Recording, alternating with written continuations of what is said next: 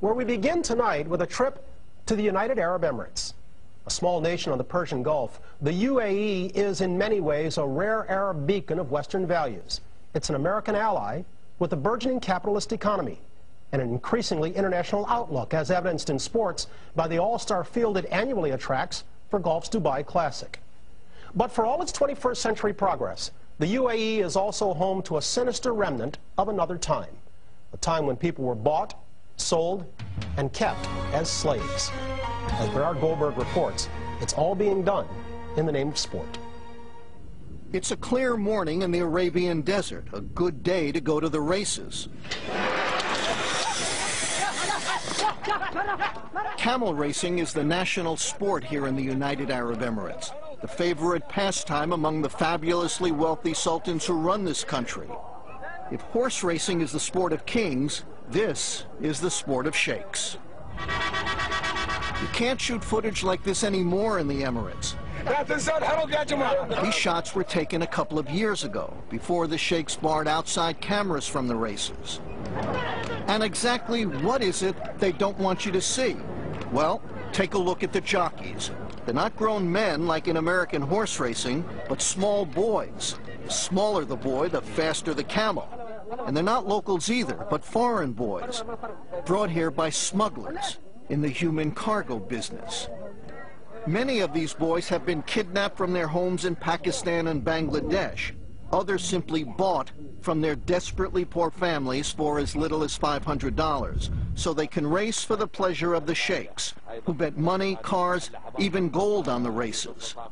There's a word we've heard for boys like these, a word you don't normally hear in the 21st century. Are these children slaves? Definitely. Definitely, why not? They are getting nothing. And these are the ages to get some education, these are the ages to get some good food, some good health. And they are getting nothing. Ansar Bernie is a human rights advocate from Pakistan who has made dozens of secret visits to the desert stables where the jockeys are kept. He's seen how the boys live and work, which is why, so far, he snuck over 100 of them out of the camps and out of the country. What do they tell you? The atrocities. They will say, please take us away from here. Take me with you. Take wherever you would like. Take me from here. This is a story about child slavery that the sheikhs who rule this land say does not exist. The United Arab Emirates, or UAE, is a small oil-rich kingdom overlooking the Persian Gulf. And on paper, they don't have child camel jockeys here anymore. In 1993, under pressure from the West, the sheikhs banned the use of jockeys under 15 years old and 100 pounds, a ban they reinforced in 2002. But that's only on paper. When we began investigating the story a few months after the latest ban, an early morning trip to the races revealed young boys everywhere. They were getting ready to race until the authorities spotted the camera crew. Then it became clear that the only ban the police were enforcing here was the one on cameras. Cancel. No.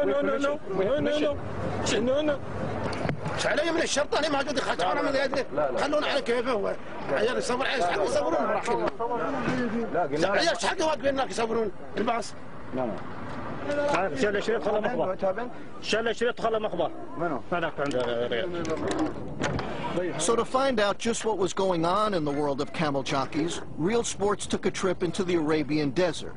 We went with Ansar Bernie as he visited the camel tracks and stables, plotting his next rescue. Bernie and his wife Shaheen took our British cameraman David Higgs, outfitted with a hidden camera, for a 2-week trek through the UAE. The trip began at a training session at the country's main track, where there were no photography signs everywhere. So it's quite clear that what is happening here is something that they want to take place in secret. And just beyond the signs were the boys. Hello. You're a tiny little one. You're all right. One by one, boys as young as 3 years old were strapped onto the camels to begin their practice runs. They were training in 110-degree heat, riding into the finish area, then running into trucks to go back to the starting line all over again. Every jockey we met was very young. and a world away from home. Bangladesh. He's from Bangladesh. Right. Does he know how old he is? कितने साल के हो? He doesn't know. We asked one of the trainers how he felt about the work these boys do.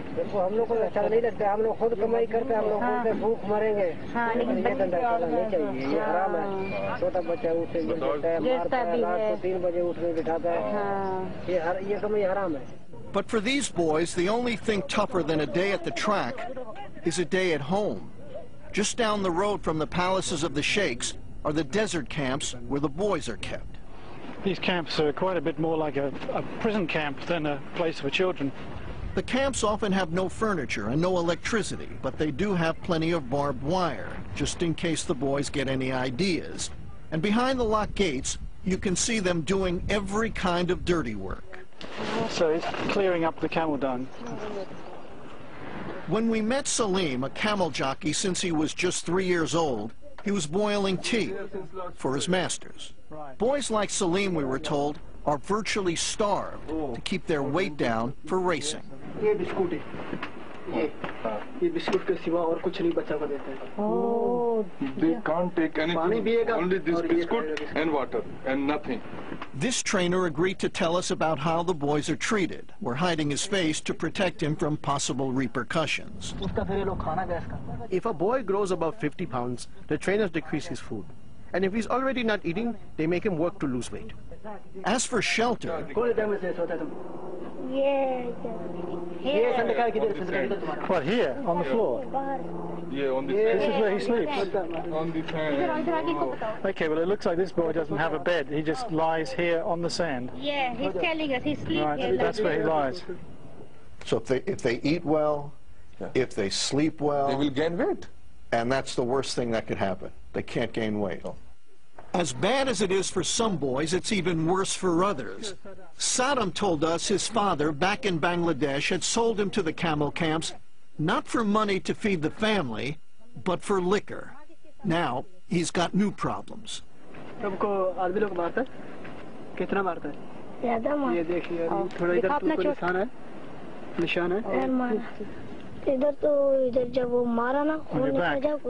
we see?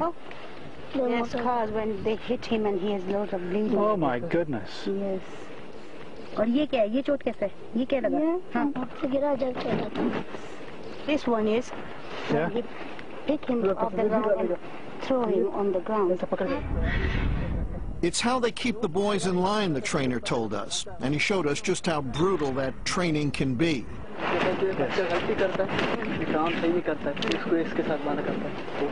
Oh my God! Whenever they're not happy with a child or he makes a mistake, they would tie him with Down to the chains. And after he's chained up, the boy is hit, sometimes with his own camel whip. We asked the trainers at this camp if all the boys get this treatment.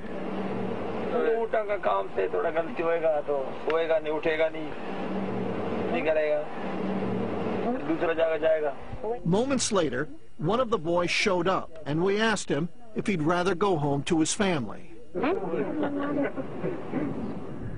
When this child first came, he was crying for his mother. So the owner said to the trainer, tie him up with rope. He would hit him and say, stop crying. There's no other option for you.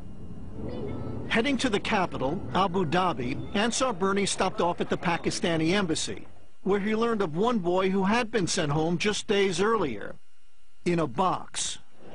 A boy died last week. He's about 5 or 6. He fell down from the camel. So he was trampled by the camels. And we know, in fact, that he fell off the camel several times before eventually he fell off and was trampled to death. Before we left, we made a final unannounced stop and walked in on 3 trainers and a few small jockeys, all sleeping together. We were told that 2 of them are, quote, lovers. The big boy Yes. was on the top of the young one.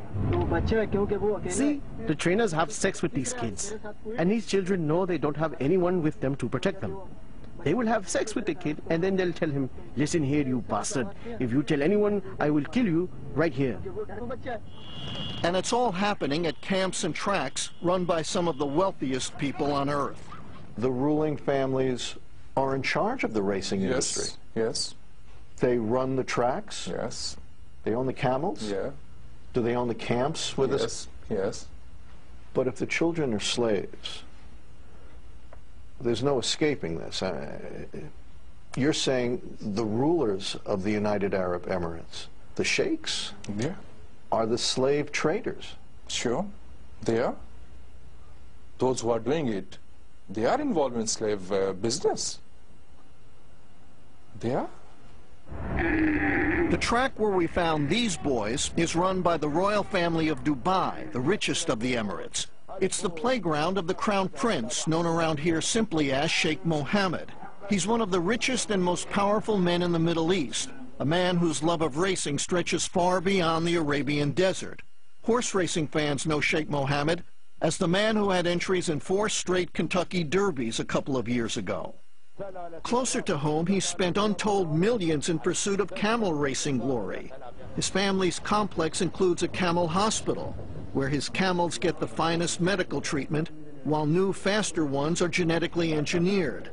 These pampered animals train with the best equipment and cool off with daily dips in their very own pools. It's a life of luxury the camel jockeys will never know. So the camels eat better, they live better. If they get sick, they get better treatment. Very better than the young boys. Yeah, because according to these sheikhs, these camels are very expensive. But not the human beings, not the children. Yeah, the boys are $500. Yeah, and the camels are in millions. And if you believe the sheikhs, everything we saw in the desert was just a mirage. Listen to the head of the Camel Racing Federation after the latest ban on child jockeys took effect in 2002. He made it sound like we'd have a better chance of finding a waterfall in the desert than finding an underage jockey in his country. Absolutely impossible. Absolutely impossible. Absolutely impossible to find a jockey who is below 15 years of age, and it will never, never happen. I totally dismiss this argument. This is impossible. But by the time the trip was done, Ansar Birney had a long list of boys he hoped to sneak out of the camps. It was just a question of where he would take them. Some of these boys, after all, were too young to tell him anything at all, least of all, where they might have come from.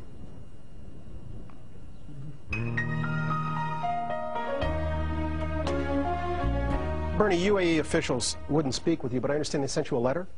Yeah, we tried to talk to them. And for a while, they indicated they would talk to us, but then they just stopped returning our phone calls. But we did get a letter from them just a few days ago.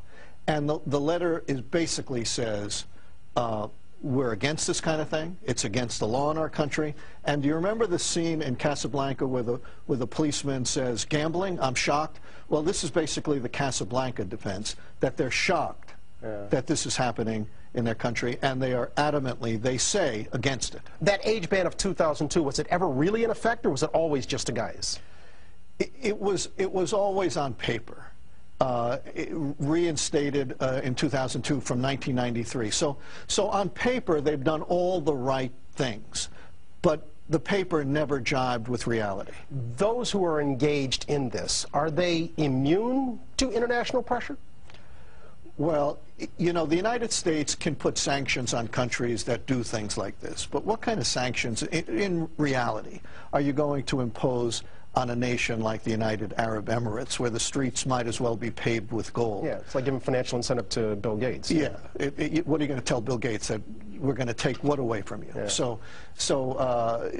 They're immune in that the sultans and sheikhs run the country. Makes it easy. As Bernie noted, exposing the plight of these camel jockeys is only part of Ansar Birney's mission. Putting an end to the practice and saving those involved are also his priorities. We focus on those ends in the second part of our story from the UAE.